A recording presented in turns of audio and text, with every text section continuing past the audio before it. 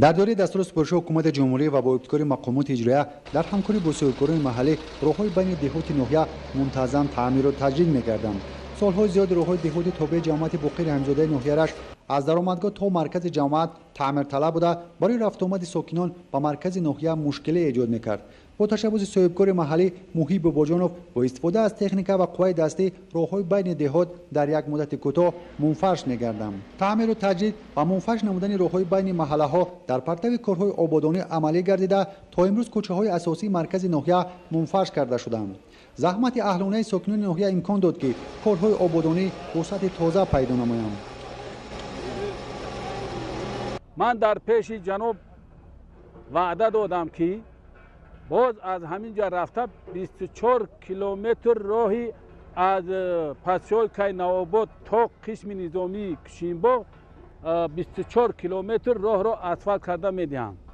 من این راه حاضر در عرفه راست کردن هستم. یک تا سپرزل ساخته به مردم سپاریدم که پسران کم بضاعت رفته در همین تالار ورزشی رایگان مشق میکنند.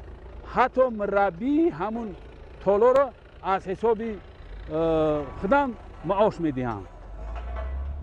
باز من وعده داده بودم که دو چای عمودی با قشلاق‌هایی که آب ندارند آب برآورده میدهم. امروز صبحگاه این چای عمودی هم در کار می‌دارند با مردم آب میدهند.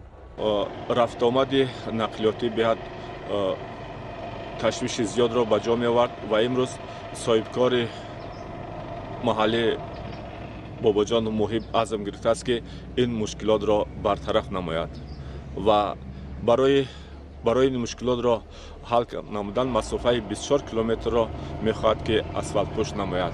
در دوره کارهای آبادانی از طرف صاحبکار محلی محیب باباجانوف یک تالار ورزشی در جماعت دهات بقی رحمزاده ساخته مورد استفاده قرار گرفت. در ناحیه رشت با توجه پیوسته پیشوای ملت نسبت به ساحه ورزش تالار و میدان‌های ورزشی بنیاد از نوسازی گردیده، همه روزه در آن خوانندگان با نمادهای گوناگون ورزش مشغول می‌باشند. در تالار زیاد از 200 نفر جوانان جماعت دهات بقی رحمزاده به مشق تمرین مشغول هستند. امروز جوانان جماعت دهات بقی رحمزاده ناحیه رشت در تمام چهاربینی‌های جمهوری شرکت نموده جایگاه نمایان را سزاوار می‌گردند. بخشیده به جشن 30 سالگی استقلال دولت جمهوری تاجیکستان با در نظر داشته شده است. هرچند تالارهای دیگر از طرف صاحبکاران موفق ناحیه رشت ساخته به استفاده داده می‌شود. ساکنان ناحیه رشت با مهنت سازنده و بنیادکارانه و بنیاد انشاءات‌های نو بهره در سطح بلند و خاطرمان تجلیل نمودن جشن 30 سالگی استقلال دولت جمهوری تاجیکستان اهلانه زحمت می‌کشند. با وسعت کارهای آبادانی و بنیادکاری سیمای دهات ناحیه رشت حسن تازه گرفته، آغاز انشاءات‌های نو با پیدا شدن جاهای نو کاری مساعدت می‌نماید.